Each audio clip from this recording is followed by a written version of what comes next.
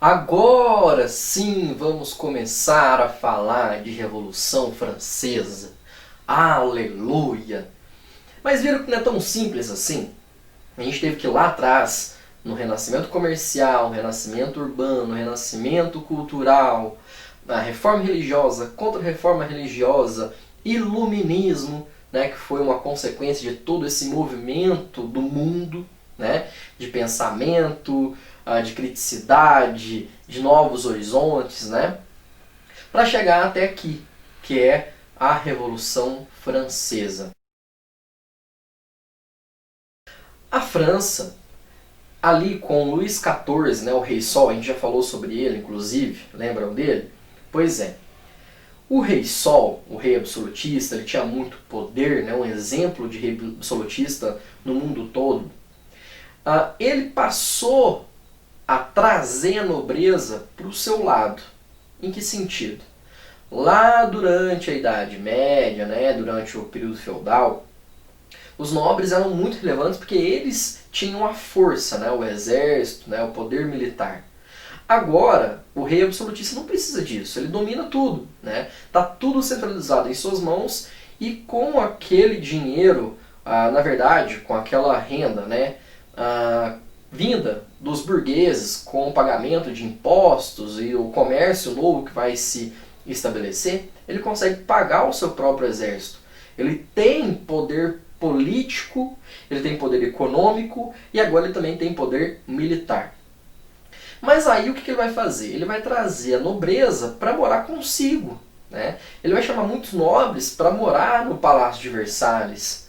Ele vai trazer muita nobreza para próximo de si. Essa nobreza vai depender agora do rei. Tá? Então vejam, antes o rei dependia da nobreza. Agora a nobreza depende do rei. Tá? A França agora vai passar a ser dividida em 3 grandes estados. O primeiro estado vai ser o clero, tá? Lá na pontinha. O segundo estado vai ser a nobreza.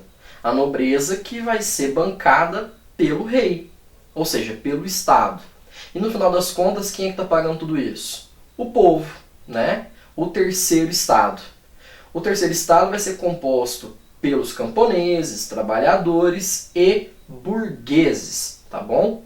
Estes que vão então sustentar toda a pirâmide. Mas estava na cara que isso não iria dar certo.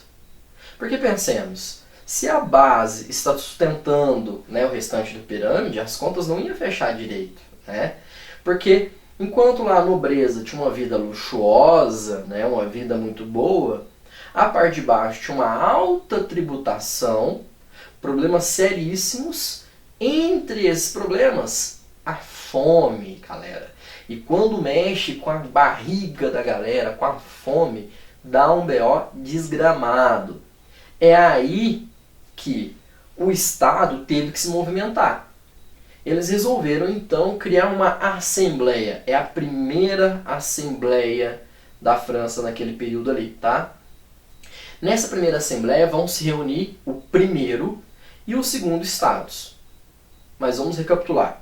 Quem é o primeiro e quem é o segundo estado? O primeiro, o clero. O segundo, a nobreza, certo?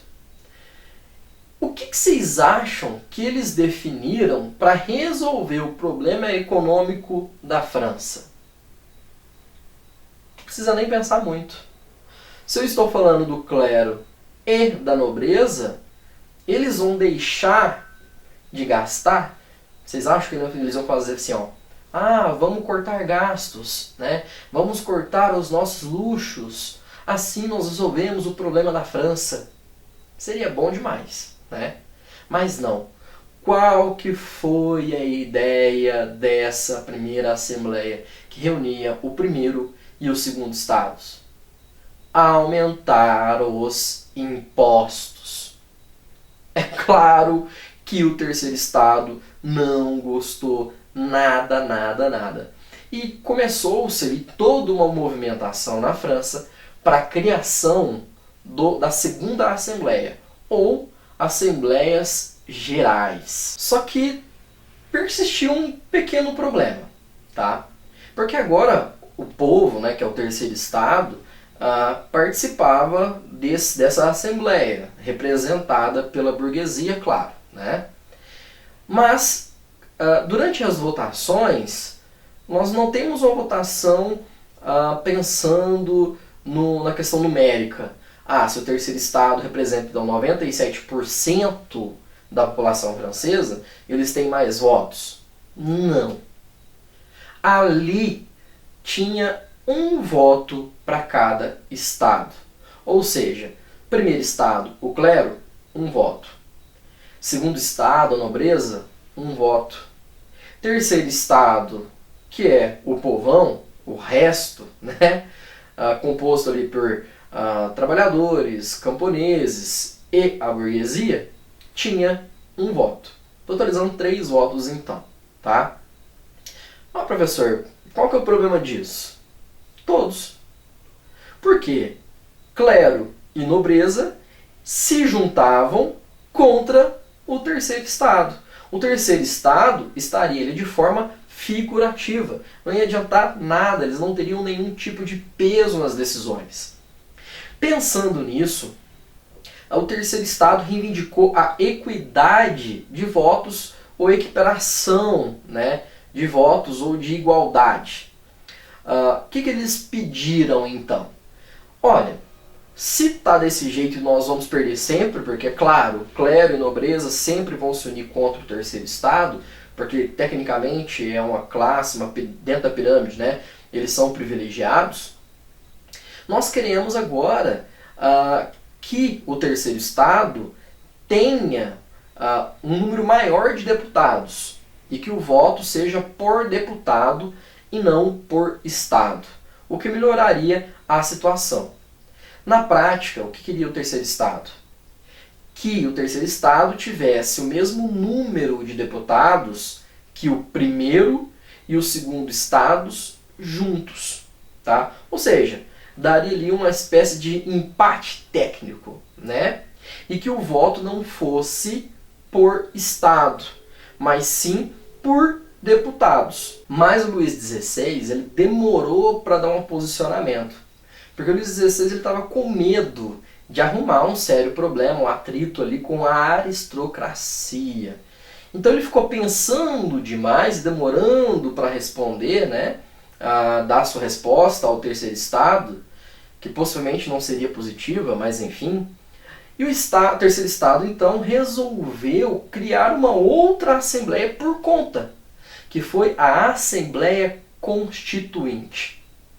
Eles chegaram, né, na Assembleia, entraram em um dos cômodos e prometeram para si ali, para o grupo: só sairemos daqui quando tivermos uma Constituição pronta. Por isso, Assembleia Constituinte, tá? E as pessoas passaram a sair às ruas, reivindicando uma série de coisas, né? 3 pontos foram principais, né, que vão beber na fonte lá dos nossos pensadores iluministas: liberdade, igualdade e fraternidade.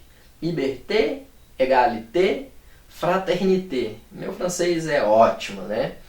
E em paralelo a isso nós vamos ter a tomada da Bastilha, que vai representar muito esse início de Revolução Francesa. O que foi a Bastilha? A Bastilha era uma prisão e representava a força, o domínio, né, do poder absoluto, do absolutismo. Eles invadiram a Bastilha, soltaram um monte de gente, mataram soldados e o representante, né, uma espécie de governador da Bastilha, pegaram a cabeça de alguns soldados desse representante da Bastilha, colocaram em lanças e saíram às ruas em sua manifestação, para vocês verem que a Revolução Francesa foi muito paz e amor, né? E é aqui que nós abrimos um parêntese para falar sobre os déspotas esclarecidos. Quem foram os déspotas esclarecidos? Foram governantes que, com medo de acontecer uma série de ações, como por exemplo revoltas e mortes e sangue, e perderem o seu poder, eles passaram a utilizar ideais iluministas em seu governo, como por exemplo a participação popular, mas que popular é esse? Né? A burguesia, né? Teríamos uma espécie de conselho, ou grupo, ou constituinte, algo nesse sentido ali, tá bom? Mas em grande parte dos casos, os reis eles apareceriam como um poder moderador. Ou seja, tá? Eles continuariam tendo o poder. No final das contas, a palavra final era um deles. Mas em outros casos, nós tínhamos uma espécie de poder figurativo ou ilustrado, né? Um absolutismo ilustrado, tá bom? Mas a grosso modo falando, os déspotas esclarecidos, com medo então de acontecer uma série de revoltas e sangue, guerra civil, entre outras coisas, eles vão apropriar-se de ideais iluministas em seu governo. Tá? Então é um pseudo-absolutismo junto com um pseudo-iluminismo, uma bagunça ali toda, tá bom? E voltando para a nossa Revolução Francesa, o povo, além de gritar liberté, égalité, fraternité, eles queriam a abolição dos direitos feudais. O que seriam esses direitos feudais? A nobreza, por exemplo, ter esse luxo todo, ser bancada, né, pelo terceiro estado. É um dos exemplos. E queriam a divisão do Estado, da política, enfim, em 3 frentes, que seriam lá a ideia, lá atrás, do poder executivo, legislativo e judiciário. Lembram disso? Mas vocês devem estar se perguntando aí, né? Mas e Luís XVI? Né? Onde estava? Gente, ele estava em casa, no Palácio de Versalhes, vivendo de boa, como se nada tivesse acontecido, tá bom? Porque é claro que tivemos uma repressão aos movimentos e tal, mas as mulheres, elas foram fundamentais agora, porque elas vão iniciar a marcha sobre Versalhes. Dizem as más línguas que a ideia dessas mulheres era invadir o Palácio de Versalhes e matar a esposa de Luís XVI, tá? Por quê? Porque ela representaria o luxo, a ostentação. E aquelas mulheres reivindicavam esses problemas, né, que vinham acontecendo, principalmente a miséria, o alto preço dos alimentos, escassez de alimentos, tá bom? O fato é que eles vão prender a família real, vão levá-los para Paris, e depois o rei vai tentar ali fazer uma tentativa de fuga, mas eles não foram muito felizes, foram recapturados novamente, e para servir de exemplo ou para acabar com toda a situação, o que fizeram com Luís XVI? Ele perdeu a cabeça literalmente. Em qual ferramenta? Na guilhotina. Ele foi guilhotinado. Agora sim, nós temos o princípio de uma outra instituição, de uma república, na verdade, né? A República Jacobina. Uai, mas por que República Jacobina? Porque ela foi formada pelos jacobinos. Mas quem eram os jacobinos? Uma parte da burguesia. Porque a burguesia, ela não era uniforme, tá? Ela era dividida em 2 grandes partes, entre os jacobinos e os girondinos, tá? E essa primeira república, ela vai ser administrada pelos jacobinos. Por isso, a partir da morte de Luís XVI, né, guilhotinado, que vai perder a cabeça literalmente, quem vai assumir o poder vão ser os jacobinos.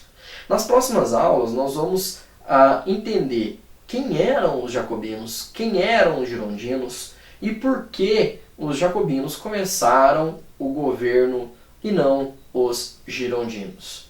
Até a próxima aula.